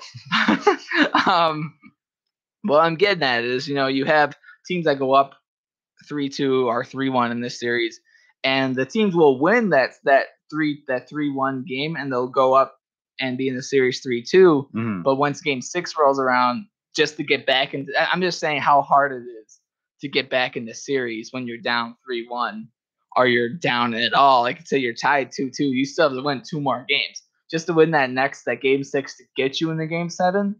It's a lot more hard than people are saying. I think game 6 is a lot more crucial than an actual game 7. Yeah, that's true. And, I just want to point this out. You had a bunch of game 6s at home for teams who were down in the series. And in the series on the brink of elimination. And most of them were complete letdowns. From the standpoint of Columbus, New Jersey got eliminated in Tampa. So that's not even, never mind, forget that theory. Who was it? I'm sorry, I'm trying to think of the other one was. Like teams who are getting eliminated on home ice. Right. Now, talking about the teams, all-time great teams, like I'm looking at the all-time top 100, top 10 teams. Edmonton Oilers, 1984-1985, when Gretzky had a 208-point season, they won the Cup. Guess what they won the Cup in? Guess what game? 6? Game 6. Wow. 1991-92, Pittsburgh Penguins. Guess what game they won that one? That was 6, wasn't it? 6. Yeah, because they beat the Blackhawks. Yes. Unfortunately. Now, 1976-1977, Montreal Canadiens. They beat the Bruins in 4. They swept them. Mm-hmm. Now, in 1987-1988, they beat the Bruins 2, and they beat them in 6. Now, it's just top teams. The majority of these teams are all Gretzky. Right? It's like if Gretzky plays for your team, you're going to be on the top 10 list. I have to laugh at that. I don't know. I was just going through everything there, but it's interesting takes though. Yeah, that's what I'm saying. Is a game 6 more important? And obviously, it is, but to a certain how I feel like it's mismarked. Everyone wants to see a game 7, but I feel like game 6 is the game where you're going to be getting the most competitive spirit out of it. And the majority of the time, when you're in a game 6, obviously you're not tied. If you're going to a game 6, it's always going to be you're going to be down 3-1, you're going to be down 3-2 every single time.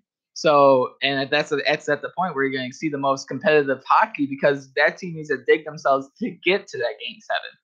And once you get to that game 7, both teams are at equal playing field. And I feel like it's more of a less of a cage match in game 6 and more of an actual skilled game because both teams are fighting one to move on and one to get to the next game. And once both they get there, I don't know. I feel like game 7 is more where a team maker breaks what they have, and the majority of teams do break. Right.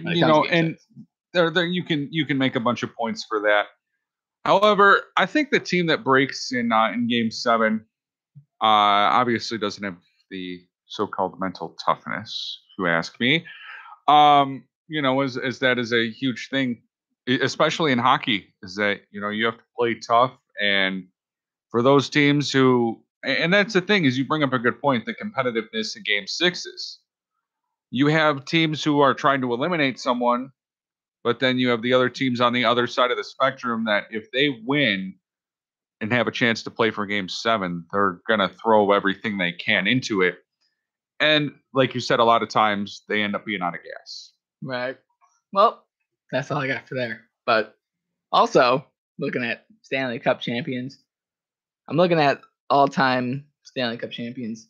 What happened to all like the nicknames that coaches used to get? Like 1962, you have Coach G Punch Ilmick, and then you have Toe Blake, Hap Day. You have Coach The Art Ross. You have Coach Cecile Hart. Like, what happened to these nicknames? I feel like after like. Well, there's Coach Q. Yeah, but no one's like, that's not in there. There's Coach Q Quinville. There's this man's extremely insane John Tortorella. Yeah. Forget he won a Stanley Cup. Bob Hartley won a cup as a Colorado Avalanche. Look at all these head coaches. Pat Burns won in 2003. Carlisle won a cup 2007. Ken Hitchcock won it in 1999. He did. With Dallas. He did. Bowman, man, how many Bowman did win? How many did Bowman win? Scotty Bowman? 1973. Montreal 1, 2, 3, 4 with the Canadiens. And then he won 1 with the Pittsburgh Penguins. And then both with Detroit. And then 1 with Detroit again. Wow. That's insane. Like, usually coaches will like be happy if they win 1. And that's just ridiculous. Shero won 1. Mike Keenan. Look at Mike Keenan. Mark Crawford. That guy. Yeah. Daryl Sutter, 2 with the LA Kings in 12 Kings. and 14, absolutely. Just a lot of stuff with Stanley Cup winners. Yeah, and it's weird because you don't see that a lot. Conn Smythe winners. Who are the Conn Smythe winners? Crosby won it last year? It was 2 years in a row. Then Duncan Keith, Justin Williams, Patrick Kane, Tim Thomas. 2011. Scotty Niedermayer. Patrick Waugh. I always forget that the Montreal Canadiens won in 1986, and Patrick Waugh won the Conn Smythe in his rookie season as goaltender. And then, like, gave up 10 goals and just wanted to leave. Said I was done. That was back in the day. Frank J. Skalke. Yeah, so tomorrow night should be a lot of fun. And not to mention here, well, I don't know. I feel the need to bring this up. We were talking like about how we were at the game. The Ice Hogs did win game 2, so they're trying to eliminate the Chicago Wolves on Thursday night at the Allstate Arena in a sweep. Yeah, that's pretty crazy. And we're talking about Nigos over here decided to tweet out both teams. The Chicago Wolves liked our tweet first, and so we were like, maybe we should cheer for the Wolves. And then it was like the end of the second period, and the Ice Hogs tweeted out something about Colin Delia, and I was like, yeah, really enjoying this performance, even though it's no big dealia. And then they, of course, responded back. I feel like an old man runs the Rockford Ice Hogs Twitter. Why? Because like they don't respond forever. And then they'll come back, and then they'll be like a day later, like, oh, ha ha ha. Right? They're texting with like, very, very funny. You're hilarious. You are funny, man. I had to ask Child about funny game. I had to ask about funny meme. That's funny. I mean, it's just like, I don't understand. We crack these hilarious jokes. This Thursday they're playing? Yeah. What time are they playing? 7? I think it's at 7, yeah. We should go. We should go, yeah. You work that day? Yeah. We should let's still go. We'll see. Let's go support our Hogs. Well, yeah, and that's the funny thing too is so we're cheering on the Ice Hogs and getting so many dirty looks from people, and it was funny. Yeah, nobody. I thought I literally was gonna get punched. Not even. There was nobody's gonna punch anybody there. Like that was actually. It wasn't a bad atmosphere. I feel like it was kind of I wouldn't say boring. It was just kind of like the game happened. Like there's a lot of people there's a lot of kids at the game. Like I felt, but I mean it was a fun game. All in all. Yeah, I mean entertainment was all right. Fireworks galore. Yeah, and the fireworks coming out of the scoreboard after the goal that they scored was like, okay. Yeah, but what do we do now? I feel like you secretly liked it. No, I didn't. You didn't like the loud That's noises? all right. Sorry, Grandpa. Oh, shut up. Why am I Grandpa? I'm literally 3 years older than you. It's okay, Grandpa. It's okay. Wow. All right, well. Thanks, Dad. You're welcome. All right. Well, then we're going to go ahead and leave it there. Stay tuned for something. I don't know. For next week. Yeah, stay tuned for next week. We will be doing whatever playoff series are commencing there. Hopefully we'll see Toronto. Oh, yeah. In the second round. Should be good. Should be fun. James Reimer's not here to. No, I'm just kidding. We talked about that earlier. But yeah, should be a good game for you guys. All right, so let's leave it there, and we'll see you guys next week here at ChicagolandSportsRadio.com. Hey, it's Chris Reese, and I am so